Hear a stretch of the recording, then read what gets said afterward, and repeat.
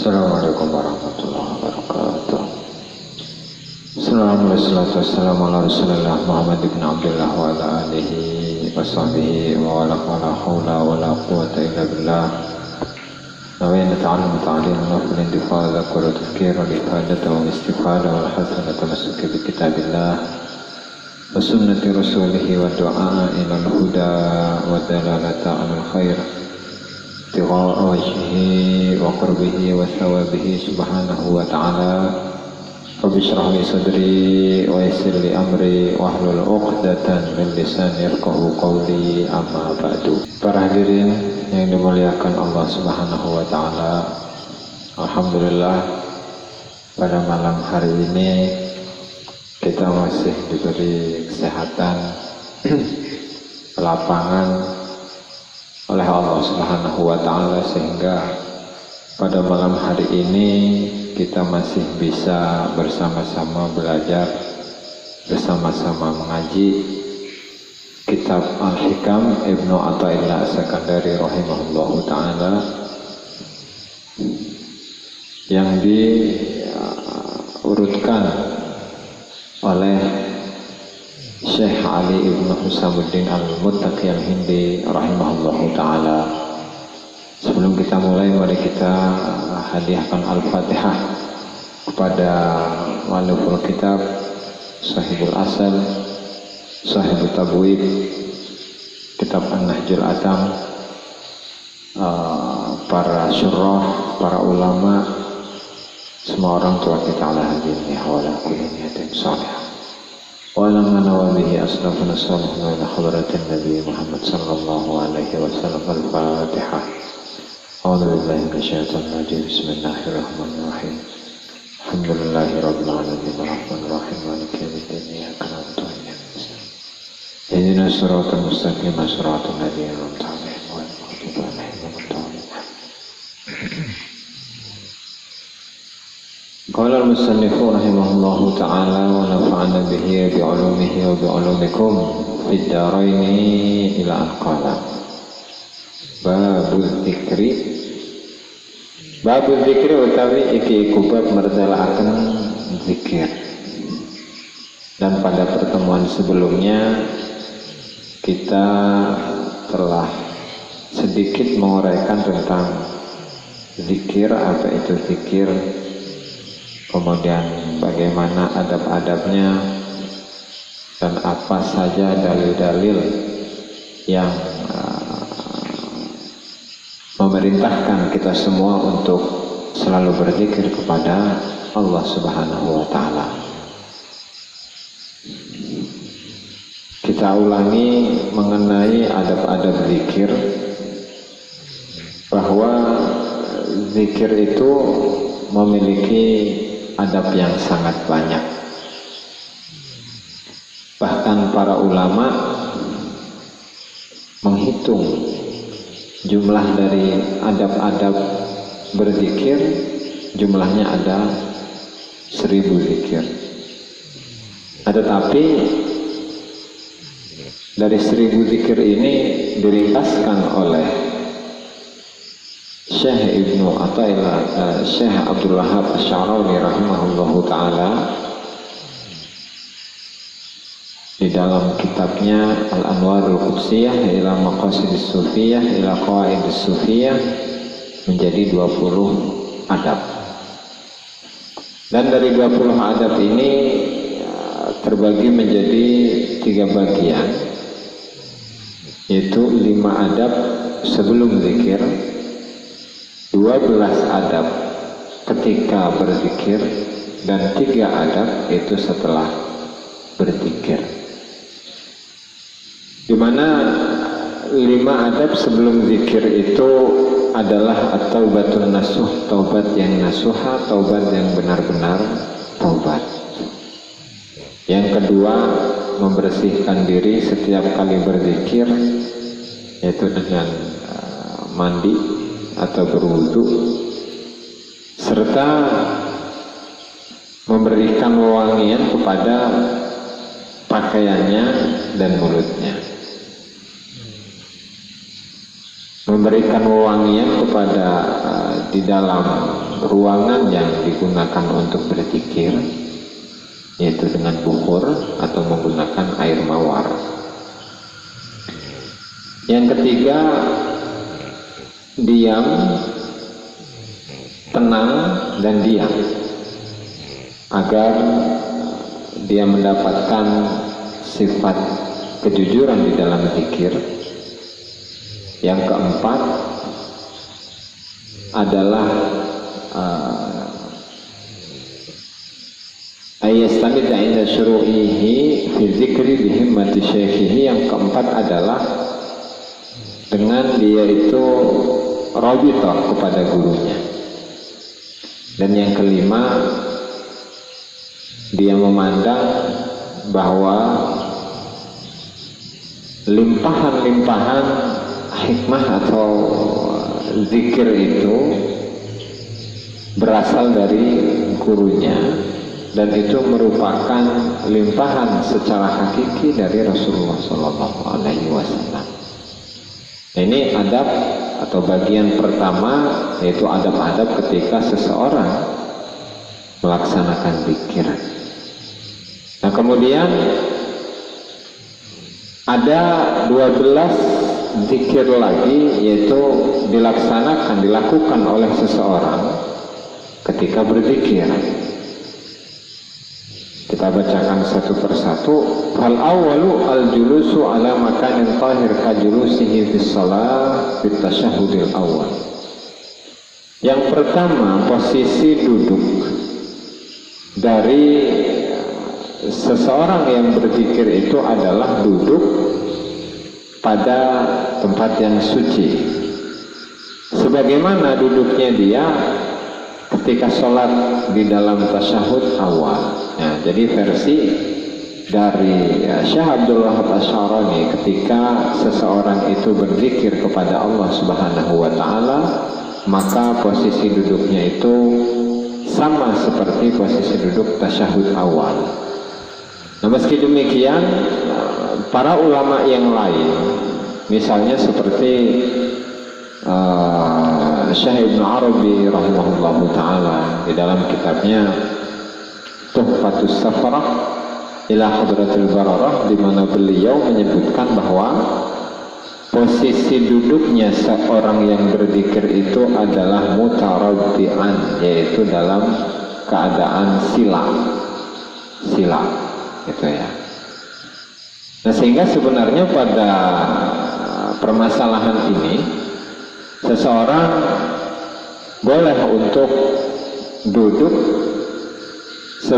dalam posisi yang paling nyaman menurut dirinya, dalam arti boleh untuk duduk dalam keadaan tasyahud awal, tahiyat awal, boleh duduk dalam keadaan mutarabbi'an, ya, atau duduk tahiyat akhir, yaitu mutawarrikan, duduk tahiyat akhir, di mana posisi duburnya itu berada di tanah, dan ujung dari kaki kiri itu diselipkan di bawah kaki kanan.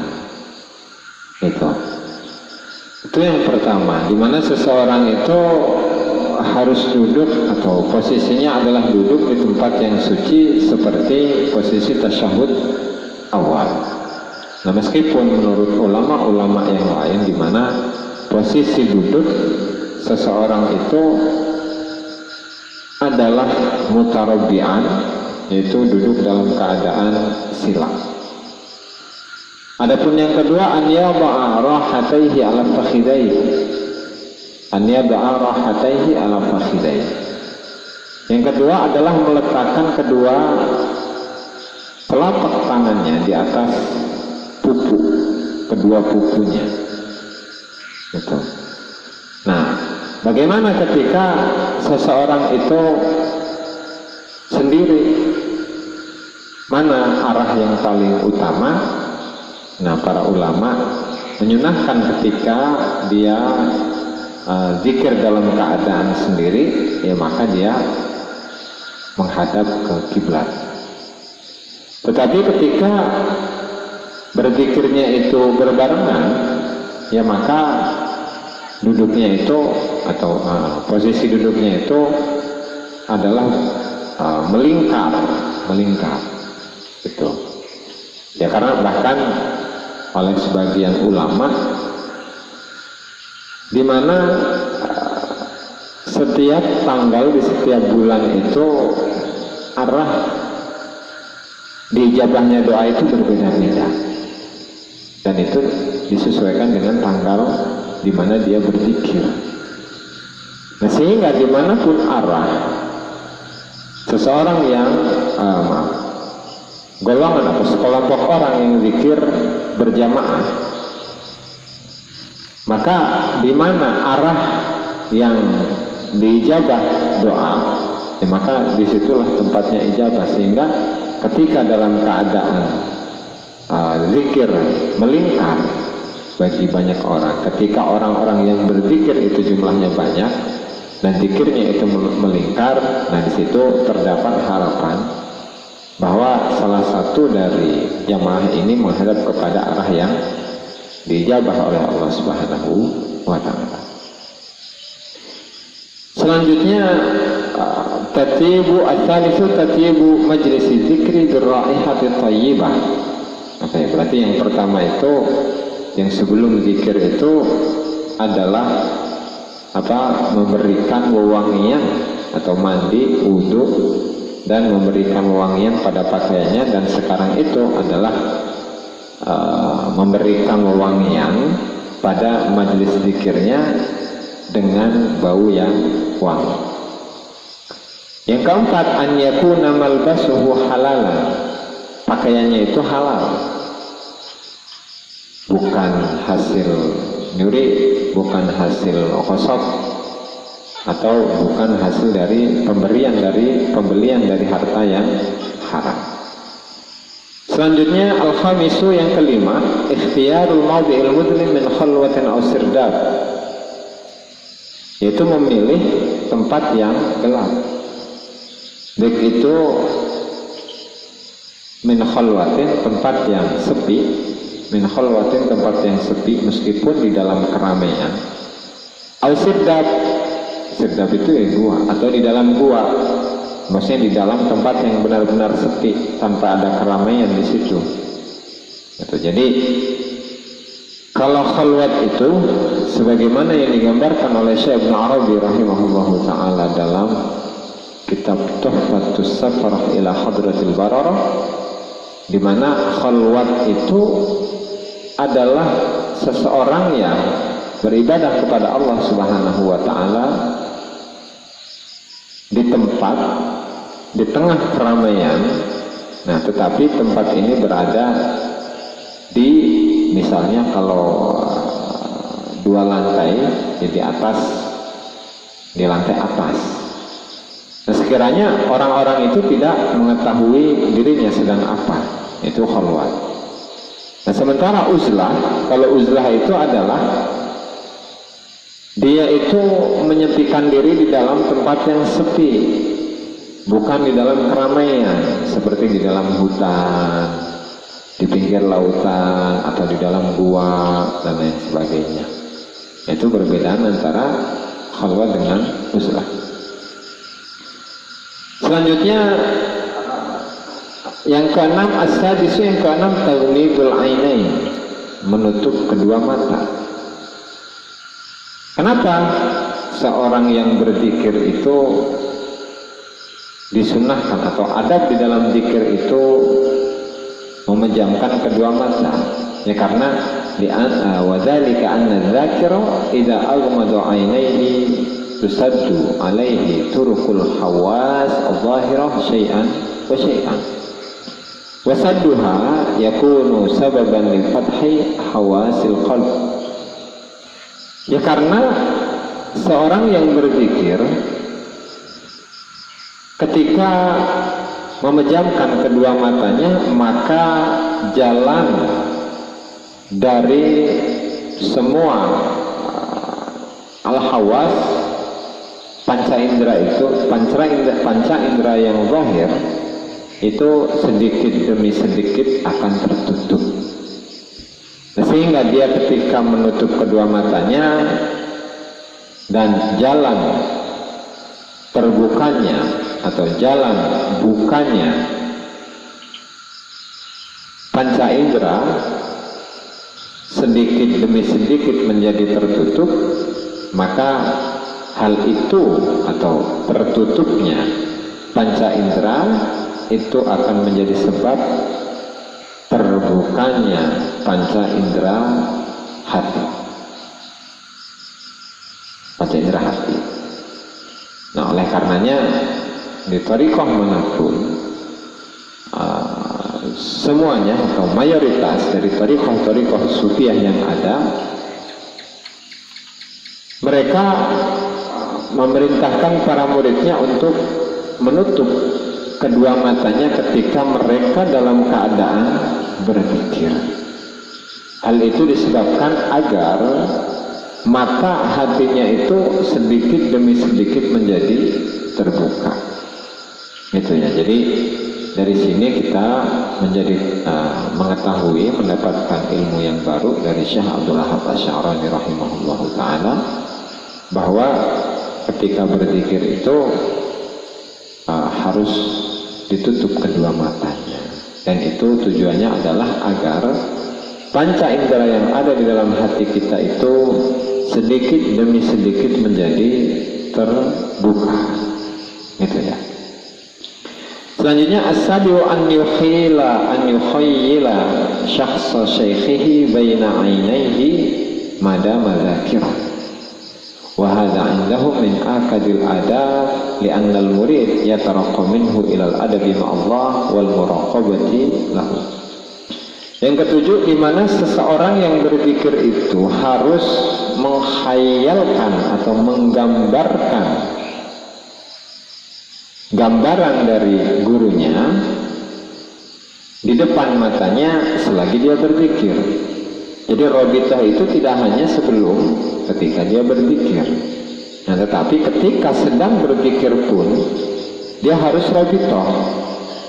Nah bahkan oleh para ulama ahli sufi ya, ahli thariqah, mereka menganggap bahwa hal ini atau robitah ketika berzikir itu adalah adab-adab yang paling otoritas, yang paling penting. Ya karena dari sini, dari robitah ini, seorang murid itu bisa naik atau menaikkan, bisa dinaikkan oleh Allah Subhanahu wa taala menuju martabat yang lebih tinggi karena dia beradab bersama Allah Subhanahu wa taala dan dia selalu merasa diawasi oleh Allah Subhanahu wa taala.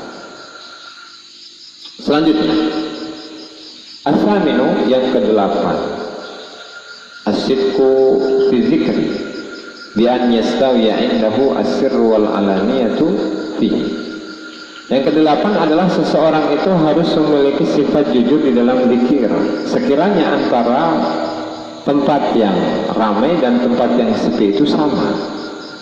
Nah, jadi seringnya itu adalah kita merasa tidak pede ketika kita itu berzikir sendiri, apalagi dengan menggunakan suara yang keras. Kalau ada kawan-kawannya yang berzikir, ya maka dia semangat untuk berzikir dan dia mengeraskan suaranya ketika berzikir. Tetapi ketika dia berzikir sendiri, dia tidak memiliki semangat seperti itu. Bahkan terkesan dia lebih memiliki sifat malu. Gitu. Dan ini juga salah satu adab yang harus diperhatikan oleh kita. Selanjutnya at-tasi'u al-ikhlas wa tasfiyatul amali min kulli syaubin. Yang ke-9 adalah memiliki sifat ikhlas dan menjernihkan amal kita dari semua penyakit, dari semua pengganggu. Karena wabisidqi wal ikhlas yasilul abdu ila maqamis siddiqiyah. Ya karena ketika seseorang itu sudah mencapai maqam siddiq, jujur kepada Allah Subhanahu wa taala dan sudah memiliki sifat ikhlas, yaitu menjernihkan amalnya, dia beramal hanya kepada Allah Subhanahu wa taala, maka seseorang yang memiliki kedua sifat ini, kejujuran dan keikhlasan, maka seorang hamba itu akan mencapai kepada maqam as-siddiqiyah, yaitu orang-orang yang jujur di sisi Allah Subhanahu wa taala. Gitu. Yang ke-10, an yakhtara min siyagil dzikri lafzata la ilaha illallah fa inna laha atharan 'aziman indal qaum la yujadu fi ghairiha min sa'il adhkar. Yang ke-10, di mana seorang murid itu memilih ucapan atau bentuk zikir, yaitu dengan lafaz la ilaha illallah. Ya, karena lafaz la ilaha illallah atau kalimat la ilaha illallah ini memiliki pengaruh yang besar yang tidak ditemukan di zikir-zikir selain kalimat la ilaha illallah. Nah, bahkan sehingga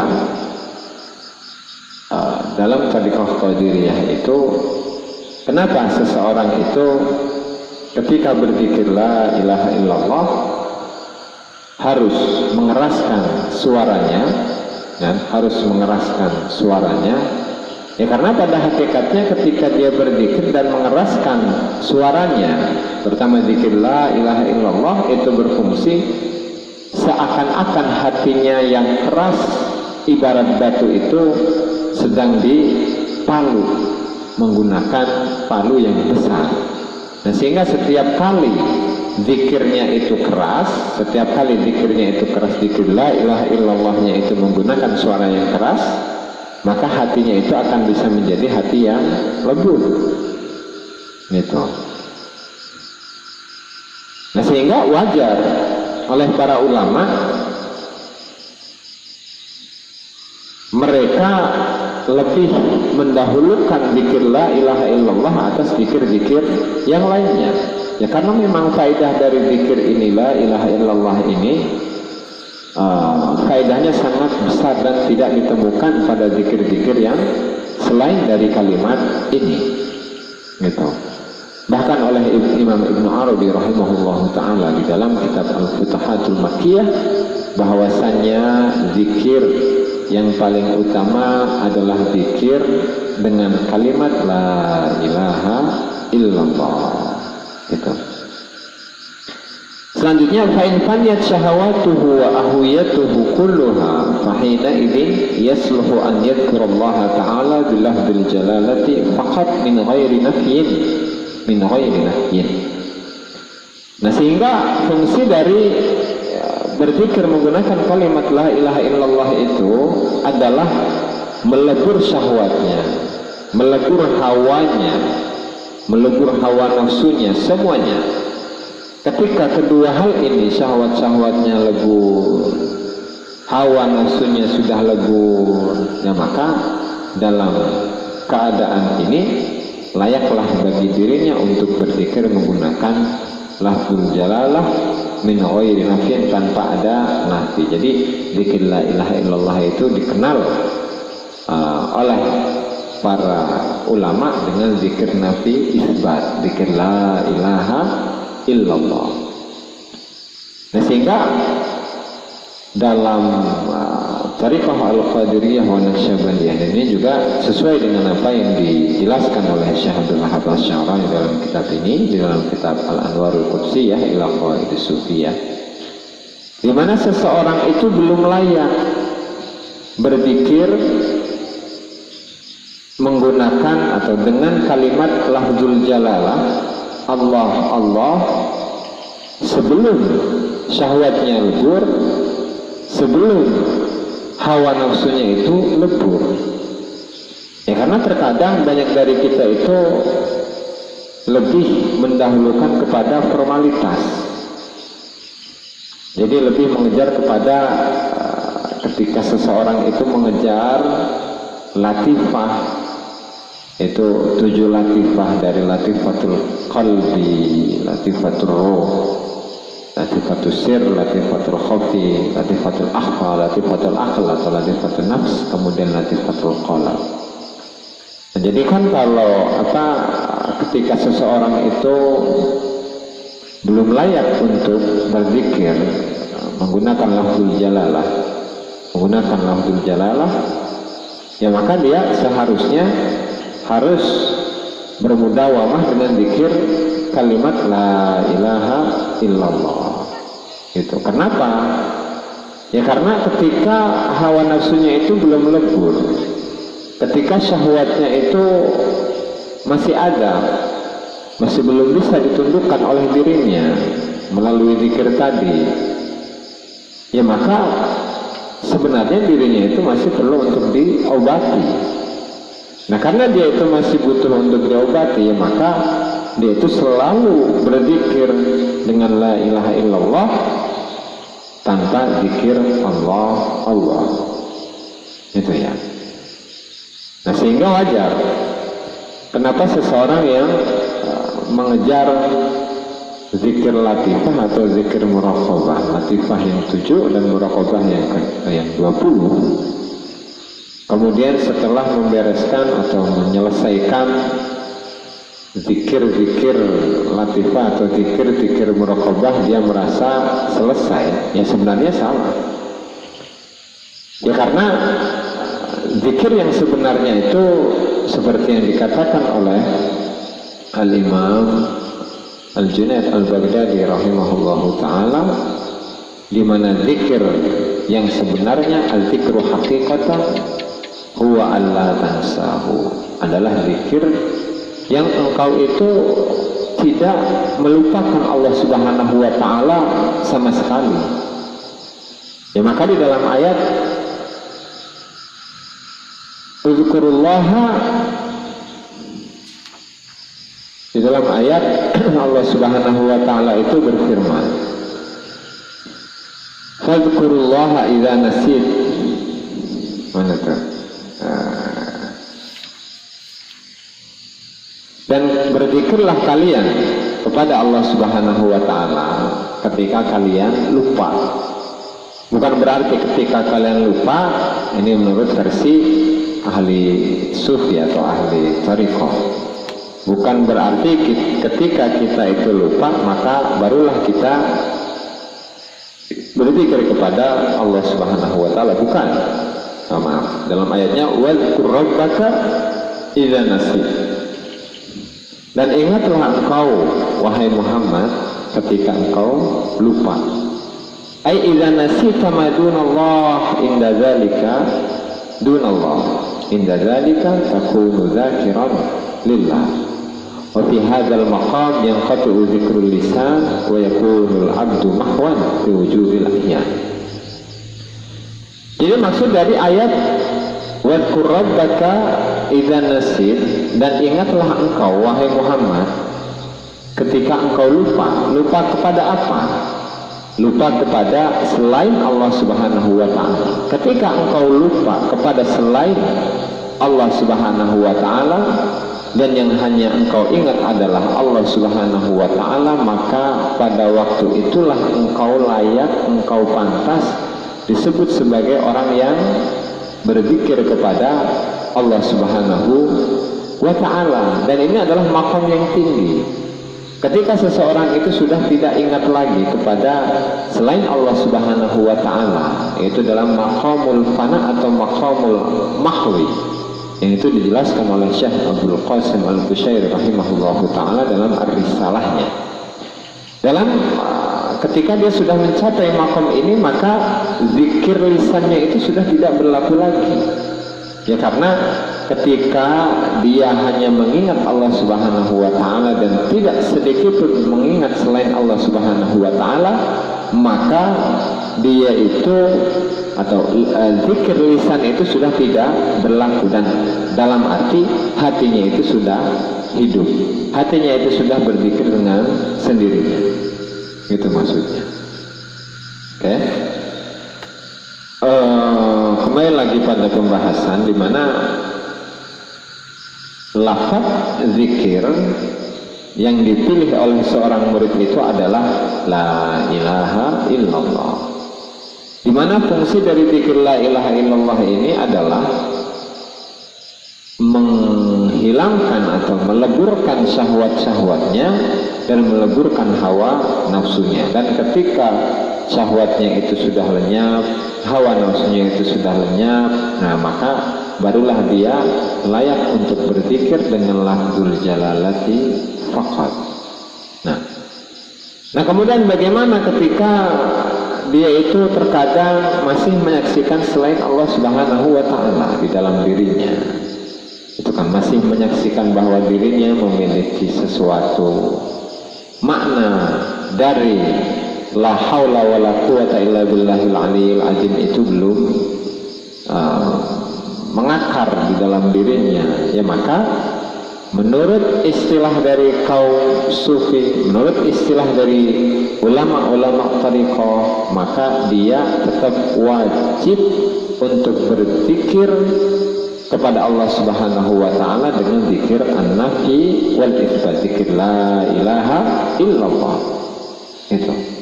Itu adalah adab yang ke-10.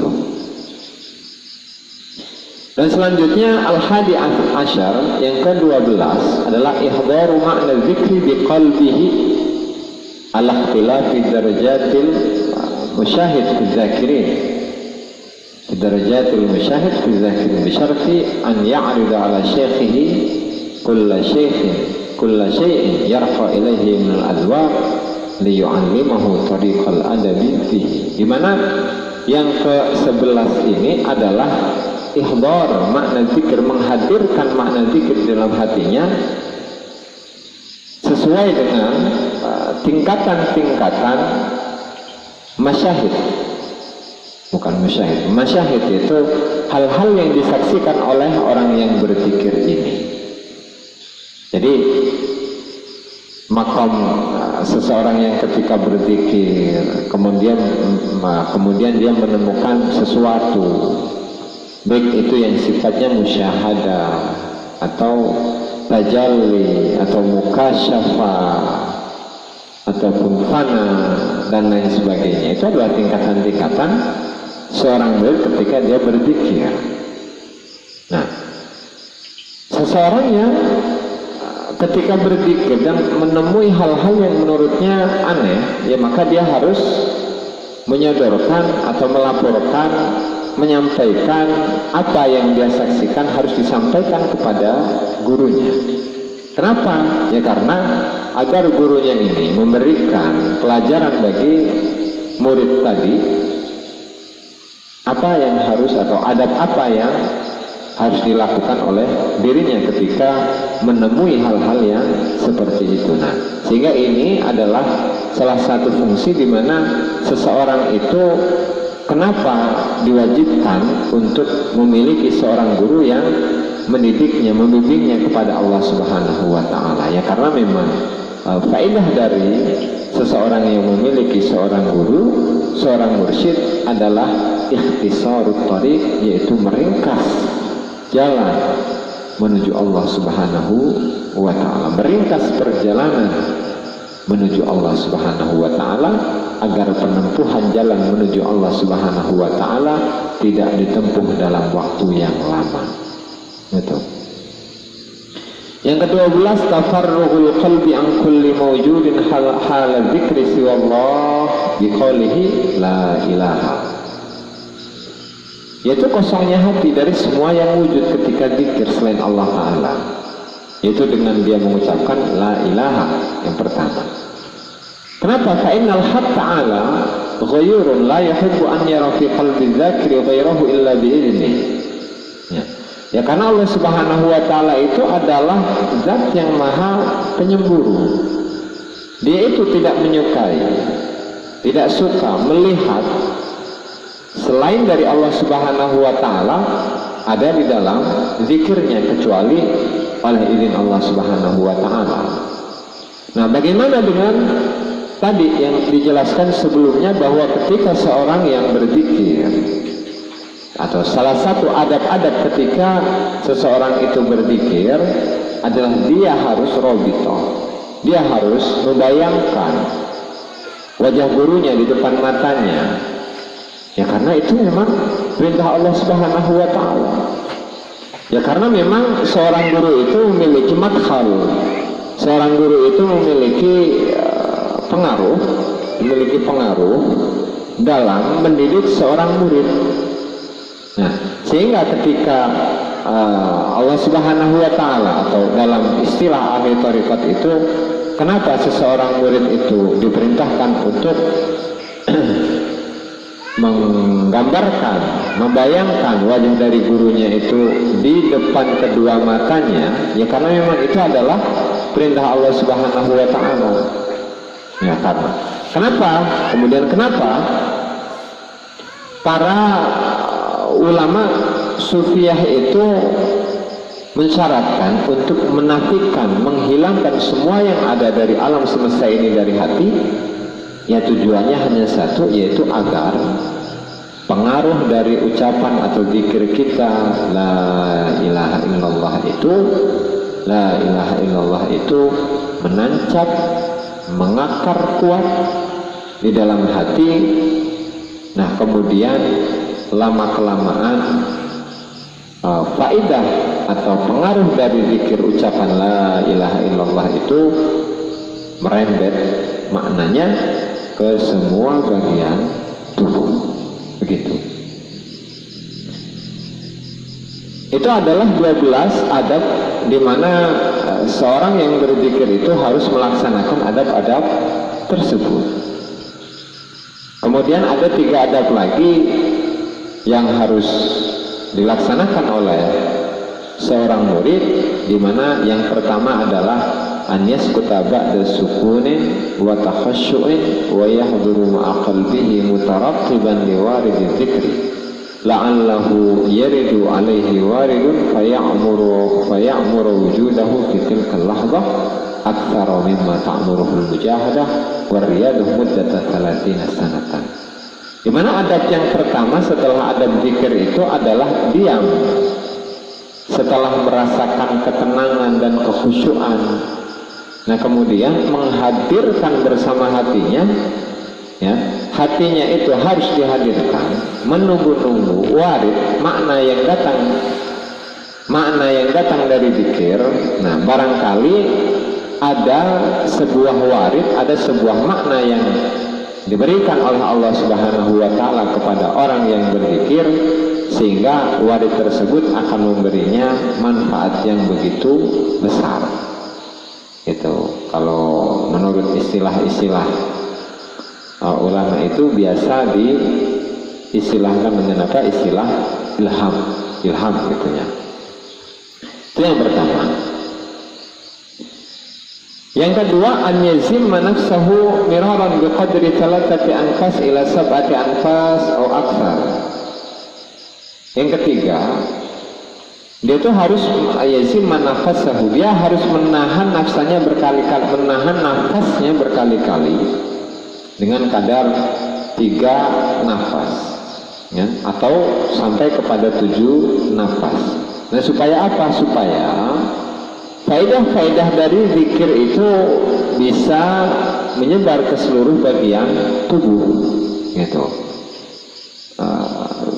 Sehingga apa? Sehingga lintasan-lintasan nafsu, lintasan-lintasan setan, ya, atau lintasan-lintasan yang kotor ataupun yang buruk itu bisa hilang dari dirinya lantaran faedah dari zikir yang telah dilaksanakan. Nah kemudian yang terakhir, yang ke-20 atau nomor 3 atau adab yang ketiga setelah seseorang itu melaksanakan zikir, yaitu man usyurbil ma'il barid aqibal zikri fa inna dzikra yurithu hirqatan wa hayjanan wa syauqan ila al-madhkur alladhi huwa al-matlub al-a'zam min al-dzikr wa syurbul ma' yutfi'u tilkal hararah. Nah kemudian yang terakhir, yang ke-20 atau yang ketiga setelah melaksanakan zikir, itu dia dilarang untuk meminum air yang dingin setelah zikir. Kenapa? Ya karena pada hakikatnya zikir itu mewariskan atau menyebabkan sifat panas, syauq, kerinduan kepada Allah Ta'ala yang disebut, di mana itu merupakan hal yang terbesar yang dicari, yang dituju dari zikir. Nah sementara tadi sifat panas yang berada di dalam diri seorang yang berzikir itu, ketika dia itu disiram dengan air yang dingin, ya maka pada hakikatnya dia telah menyiram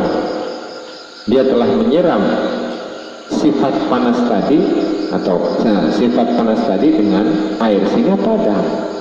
Nah dikhawatirkan seseorang yang berzikir, yang sudah berzikir, terutama zikirnya itu sangat lama, kemudian setelah zikir dia itu langsung meminum air yang dingin, ya maka dikhawatirkan faedah dari zikir yang telah dilakukan, yang telah dilaksanakan itu tidak memberikan faedah yang banyak. Nah itu adalah adab-adab zikir, di mana seorang murid yang ingin melaksanakan zikir, dia harus melaksanakan setidaknya 20 adab-adab yang disebutkan tadi. Ya karena memang seperti yang diuraikan sebelumnya, bahwa seseorang yang berzikir kepada Allah Subhanahu wa Ta'ala, kemudian dia tidak melaksanakan adab-adab yang harus dilakukan di dalam zikir, baik sebelum, baik sedang berzikir, atau bahkan setelah melaksanakan zikir, ya maka faedah dari zikir tadi itu qalilatul jadwa, faedahnya itu sedikit. Nah sehingga setelah kita mengetahui dari adab-adab zikir, di mana zikir itu adabnya sangat banyak, nah bisa kita simpulkan bahwasanya hakikat dari zikir itu apa? Hakikat dari zikir itu bukan hanya zikir lisan. Jadi kalau bahasa zikir itu zakara yazkuru zikra, yang artinya adalah mengingat.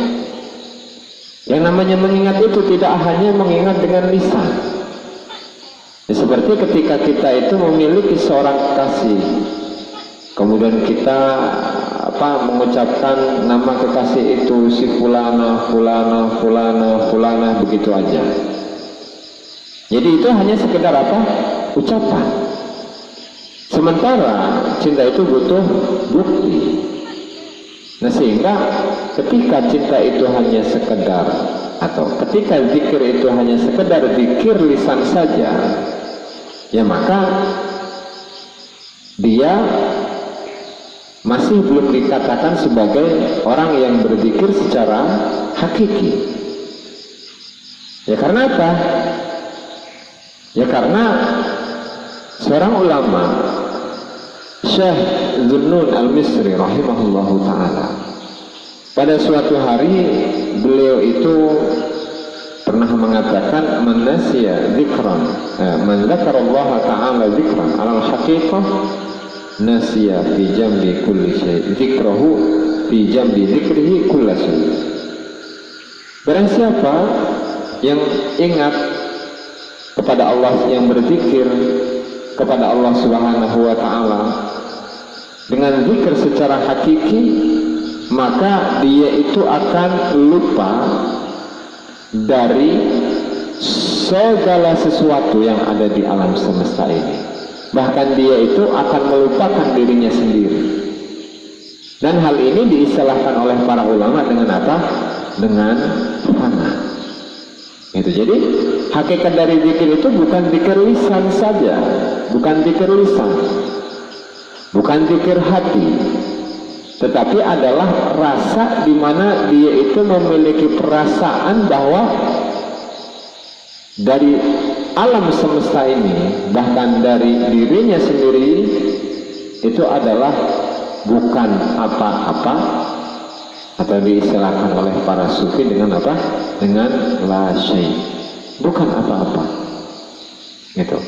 Nah, sehingga ketika seorang hamba itu mencapai dalam tingkatan seperti ini, maka hal ini masuk dalam kategori al-ghaibah amma siwal madkur. Dia sudah lenyap dari selain Allah Subhanahu wa ta'ala, dan yang nanti akan kita uraikan pada hikmah yang akan kita baca pada malam hari ini. Itu. Nah, kemudian bagaimana dengan seseorang? Ada pertanyaan, bagaimana dengan seseorang yang dia itu selalu berzikir dengan lisan? Zikir la ilaha illallah tiap hari, tiap pagi, tiap siang, tiap sore, tiap malam, terus berzikir la ilaha illallah. Sementara di dalam hatinya itu tidak merasakan ketenangan.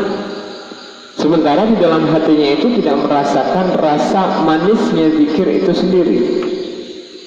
Nah, maka Imam Abu Utsman Al-Makki rahimahullahu ta'ala, beliau mengatakan ihmadullah ta'ala ala an zayyana jarihatan min jawarihika jarihatan min jawarihikum bi ta'atihi. Ya gak apa-apa kalau kayak gitu. Memujilah kalian kepada Allah Subhanahu wa ta'ala.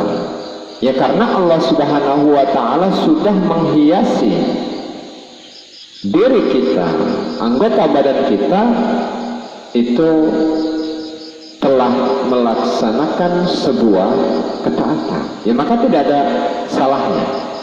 Nah, makanya dalam hikmah yang kita baca, yaitu qala al-musannif rahimahullahu ta'ala,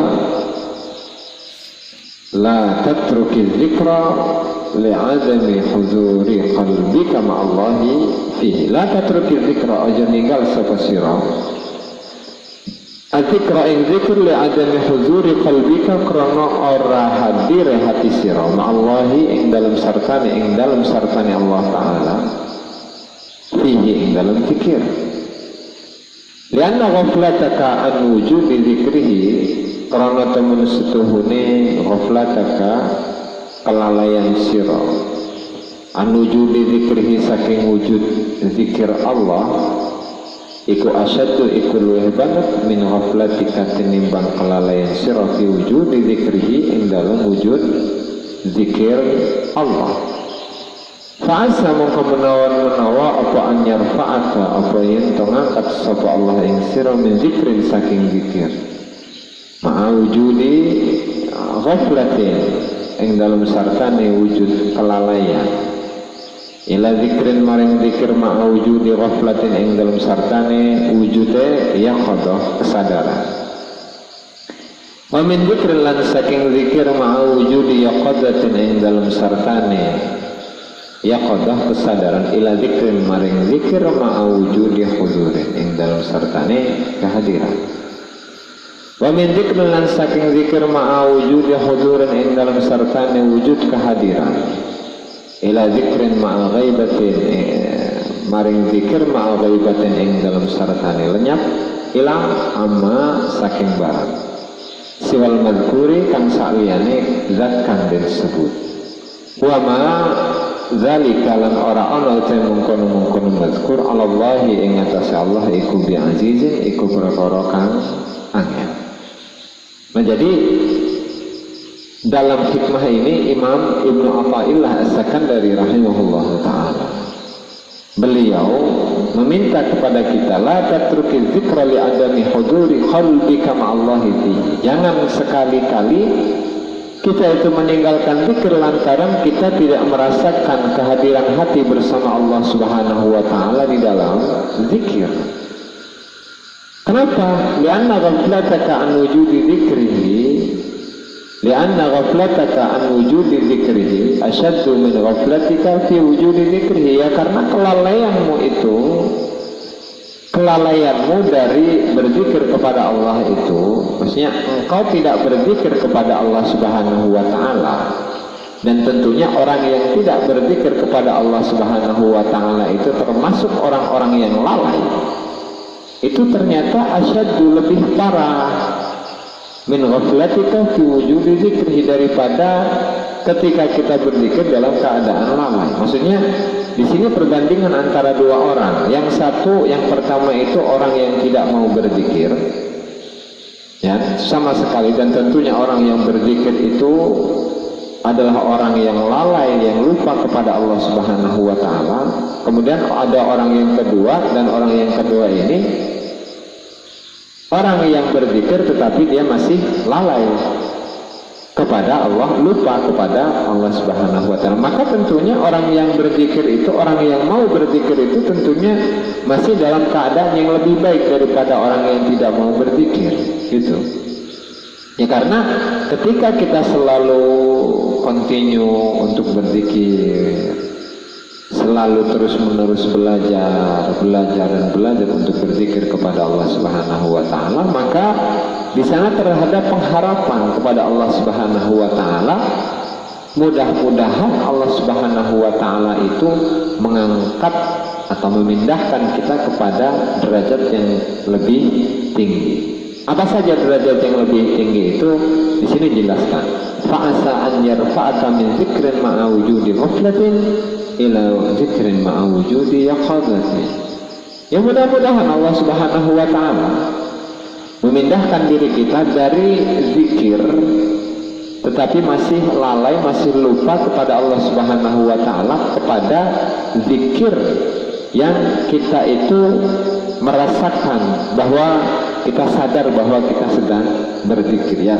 Sedikitnya kita sudah lalai, sudah tidak lupa kepada Allah Subhanahu wa Ta'ala. Dalam arti kita itu ketika berzikir ya sadar bahwa kita sedang berzikir, bukan sedang mengingat-ingat hal yang lain, gitu. Wala yatrukul dzikra bil lisan. Nah, sehingga hal ini memberikan motivasi agar kita itu tidak boleh patah semangat.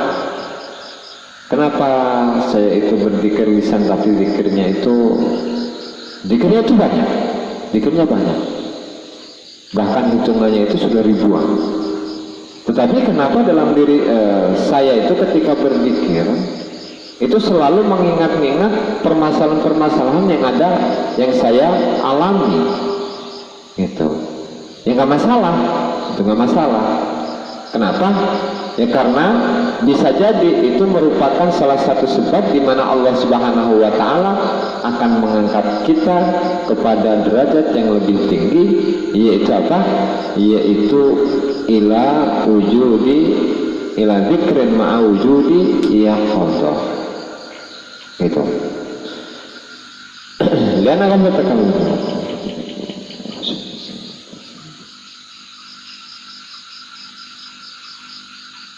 Nah, selanjutnya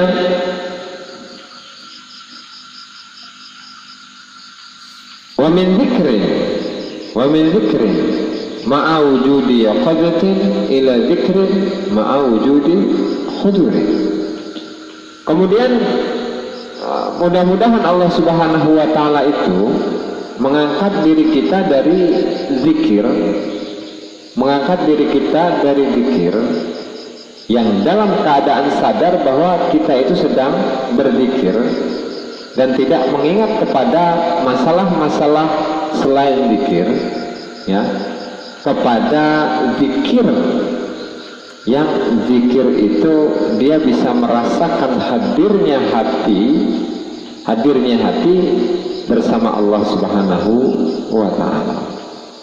Gitu.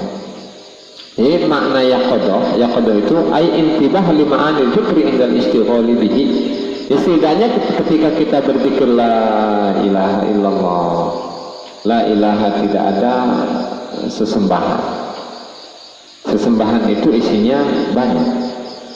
Sesembahan itu adalah sesuatu yang kita cintai.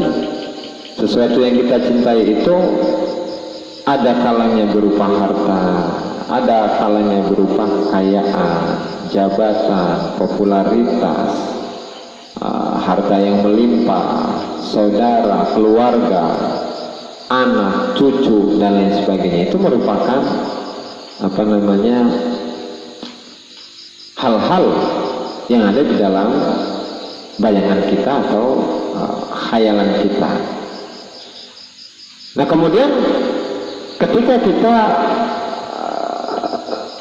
memaknai kalimat la ilaha illallah, la ilaha yang artinya tadi la ma'budah, tidak ada sesuatu yang disembah, ya maka ketika kita menyadari atau membayangkan atau bertafakur memaknai kalimat la ilaha tadi, bahwa la ilaha itu adalah sesembah, berarti sesembahan apapun yang berkaitan tentang hartanya, berkaitan tentang keluarganya, berkaitan tentang bisnisnya, berkaitan tentang anaknya, tentang cucunya, tentang keluarganya, dan lain sebagainya, atau bahkan berkaitan tentang dirinya sendiri. Nah sehingga di situ ketika dia bisa memaknai makna dari zikir yang dia baca, ya maka dia itu adalah seseorang yang berzikir dalam keadaan apa? Dalam keadaan sadar. Itu satu, ketika dalam keadaan sadar. Nah ketika kita sudah terbiasa dalam keadaan seperti ini, bisa jadi Allah Subhanahu wa Ta'ala itu mengangkat diri kita kepada zikir yang kualitasnya lebih tinggi. Yaitu apa? Yaitu ila dzikrin ma'a wujudi hudurin, zikir, dan di dalam zikir itu kita merasakan kehadiran hati kita bersama Allah Subhanahu wa Ta'ala. Nah, makanya disebutkan wa min dzikrin ma'a yaqadatin ila dzikrin ma'a wujudi huduril madhkur. Ya. Wartisamuhu fil khayal, di dalam hatinya itu selalu bersama Allah Subhanahu wa Ta'ala. Itu kan. Kemudian di dalam khayalannya, di dalam bayangannya, dia itu bersama Allah Subhanahu wa Ta'ala. Hatinya merasakan ketenangan yang luar biasa. Dan ketika dia berzikir, dia merasakan ketenangan hati. Meskipun dia memiliki permasalahan yang menumpuk-numpuk, dia tidak memikirkannya, bahkan seakan-akan permasalahan itu hilang, gitu. Nah, orang yang seperti ini berarti dia termasuk orang yang merasakan kehadiran Allah Subhanahu wa Ta'ala di dalam hatinya. Wa hadza huwa dzikrul khawas. Zikir yang seperti ini di mana zikirnya ketika dia berzikir, hatinya itu merasakan kehadiran Allah Subhanahu wa Ta'ala, itu adalah zikirnya orang-orang yang khusus, orang-orang yang sudah memiliki tingkatan yang tinggi di sisi Allah Subhanahu wa Ta'ala. Nah, sementara seperti kita orang-orang yang awam, setidaknya ketika kita berzikir, kita itu dalam keadaan yaqadha, dalam keadaan sadar. Maksudnya tadi yang dijelaskan, yaitu kita dapat memaknai kata zikir yang kita baca. Jadi ketika la ilaha illallah tadi disebutkan di dalam dirinya, di dalam bayangannya, dia itu sedang memaknai kalimat la ilaha, yaitu tidak ada sesembahan, tidak ada yang disembah kecuali Allah. Itu tidak ada yang disembah kecuali Allah. Dengan mengaitkannya, bertafakur ke dalam hal apapun yang berhubungan dengan dirinya, maka setidaknya zikir kita itu seperti itu, yaitu zikrun ma'a wujudi yaqadati. Itu zikrun ma'a wujudi yaqadati. Nah, itu yang ada zikr ma'a wujudi yaqadatin ila zikrun ma'a wujudi huduri. Nah, kemudian masih ada tingkatan yang di atasnya. Makanya Syekh Ibnu Ajib rahimahullahu ta'ala menjelaskan fa in kunta ala zikril hudud. Nah, ketika kita sudah mendawamkan zikir dengan merasakan kehadiran hati, nah, dengan merasakan kehadiran hati bersama Allah Subhanahu wa Ta'ala, maka Allah Subhanahu wa Ta'ala akan mengangkat zikir tersebut atau mengangkat dirinya kepada zikrin ma'al ghaidah amma siwal madhkur, yaitu zikir sementara dia itu sudah merasakan kelenyapan, kehilangan dari selain Allah Subhanahu wa ta'ala. Dan ini oleh para ulama itu diistilahkan dengan istilah apa? Fana. Fana itu adalah lenyap. Dengan bahasa lain, orang yang berzikir dan dia itu sudah sampai pada maqam al-ghaibah amma siwal madhkur, ya dia seakan-akan sudah menjadi orang yang gila, orang yang gila kepada Allah Subhanahu wa ta'ala. Nah, sehingga apapun yang dia lihat ya pada hakikatnya dia adalah melihat Allah Subhanahu wa ta'ala. Ya karena memang semua alam semesta ini adalah tajallinya Allah Subhanahu wa ta'ala, adalah penampakannya Allah Subhanahu wa ta'ala, yang ketika dia melihat penampakan tersebut maka pada hakikatnya dia telah melihat Allah Subhanahu wa ta'ala. Yang dalam nanti hikmah yang akan datang di mana Syekh Ibnu Athaillah As-Sakandari akan menjelaskan di dalam hikmah yang ke depan, yaitu fakaifa yahjibuhu syai'un wa huwa dhahir fi kulli syai'. Bagaimana Allah Subhanahu wa ta'ala itu dapat ditutupi oleh sesuatu sementara Allah Subhanahu wa ta'ala itu nampak di semua sesuatu, nampak di semua alam semesta.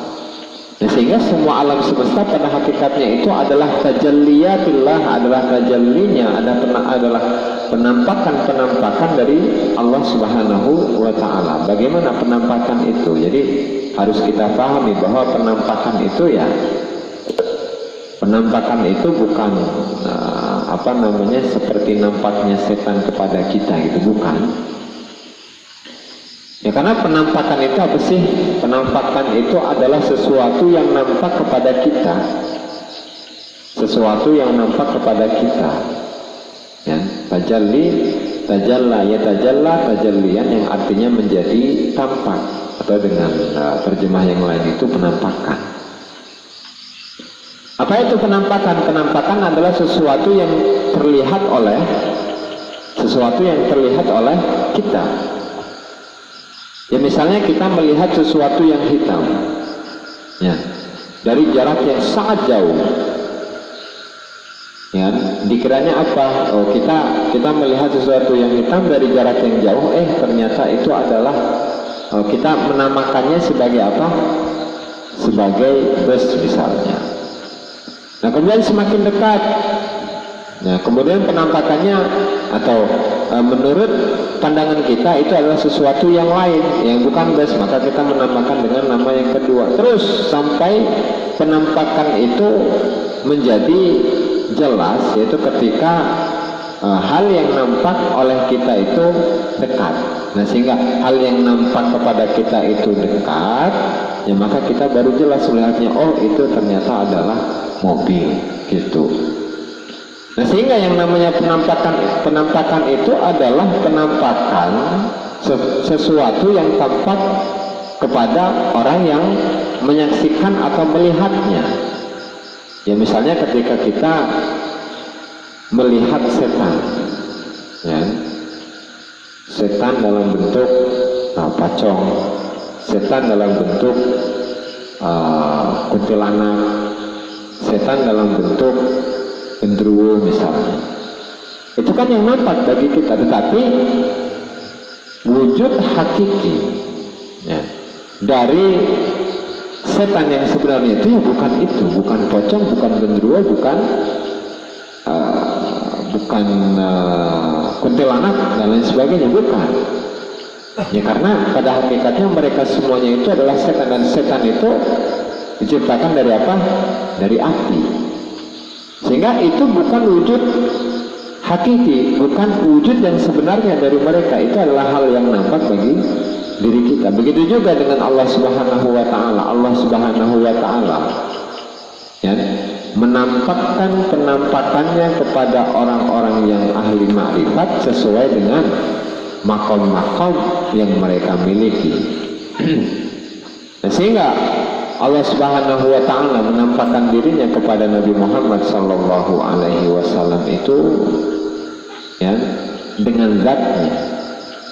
Nah, sementara Rasulullah Nabi Musa alaihissalam, Allah Subhanahu wa ta'ala bertajalli kepada Nabi Musa, menampakkan dirinya kepada Nabi Musa alaihissalam berupa nur. Ya, tetapi zat Allah ta'ala ya bukan nur gitu.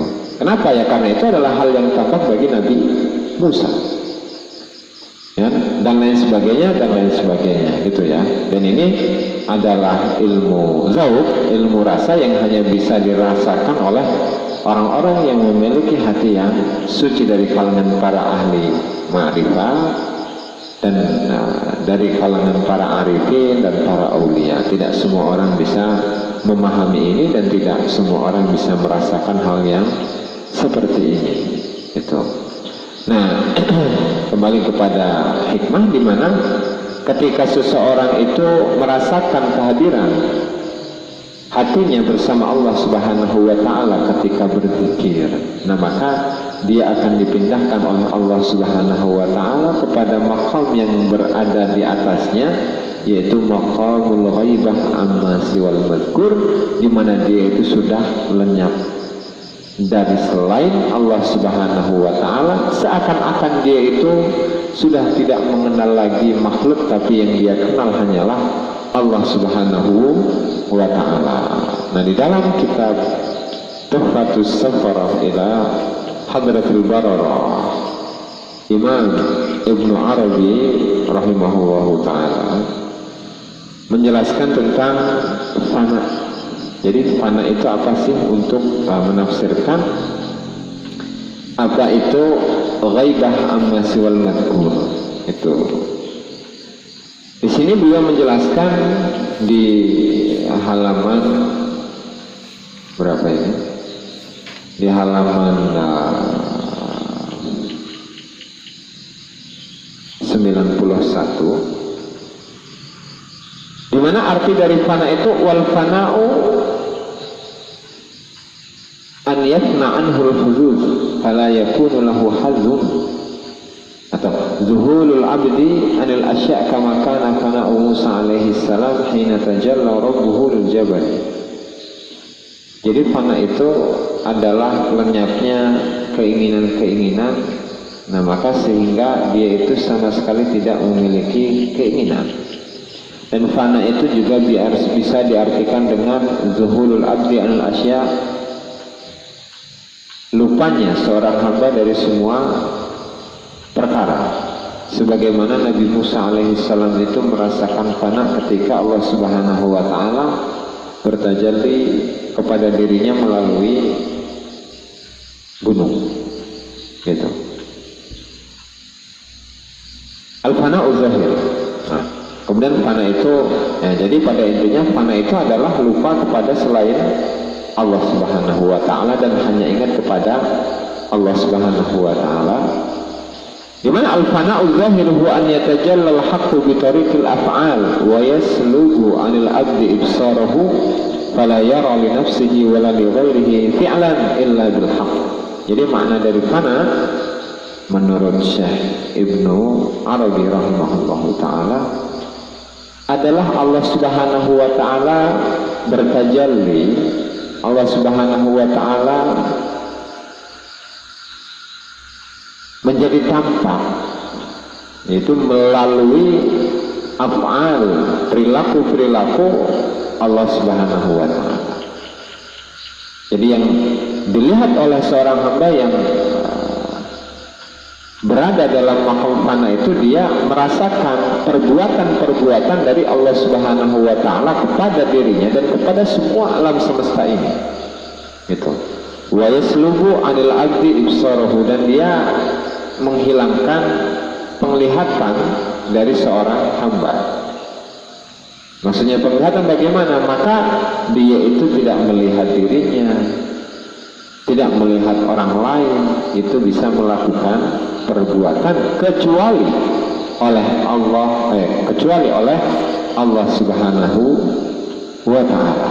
Ya gitu. Jadi gambaran dari fana sekilas ya, dari mana al-ghaibah amma siwal madhkur itu tadi Allah Subhanahu wa ta'ala bertajalli kepada seorang hamba melalui perbuatan-perbuatan Allah Subhanahu wa ta'ala kepada hamba tadi, dan Allah Subhanahu wa ta'ala itu menghilangkan penglihatannya, ya, sehingga dia tidak bisa melihat kepada dirinya dan kepada selain dirinya kecuali perbuatan-perbuatan Allah Subhanahu wa ta'ala. Wa ma dzalika 'ala Allahi bi'aziz, dan tidaklah hal itu adalah hal yang sulit bagi Allah Subhanahu wa ta'ala.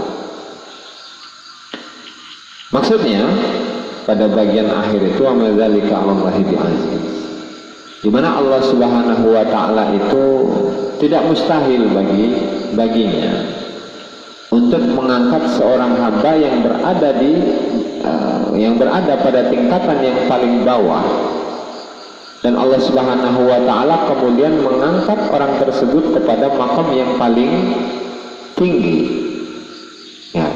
Nah, sehingga ketika seseorang itu sudah berada dalam makam yang paling tertinggi, maka lisannya itu akan diam dan zikirnya itu akan berpindah dari zikir lisan kepada zikir hati. Dan bagi seseorang yang sudah mencapai makam ini, zikirnya adalah zikir hati secara otomatis, tidak digerakkan oleh dirinya, maka orang yang seperti ini ketika berzikir dengan menggunakan zikir lisan, maka zikir lisan itu adalah ghaflah fi haqqi ahli hadzal maqam, adalah zikir yang lalai kepada Allah Subhanahu wa ta'ala, karena makomnya sudah bukan makom zikir lisan lagi, akan tetapi makomnya adalah makom zikir qalbi. Dan selanjutnya wallahu ta'ala a'lam bissawab. Demikianlah para hadirin, para pemirsa, para ashab, para ikhwan, pengajian pada malam hari ini. Mudah-mudahan apa yang disampaikan tadi bermanfaat bagi kita, dan mudah-mudahan apa yang disampaikan bisa kita amalkan sedikit dan demi sedikit. Kurang dan lebihnya saya mohon maaf. Wallahul muwaffiq.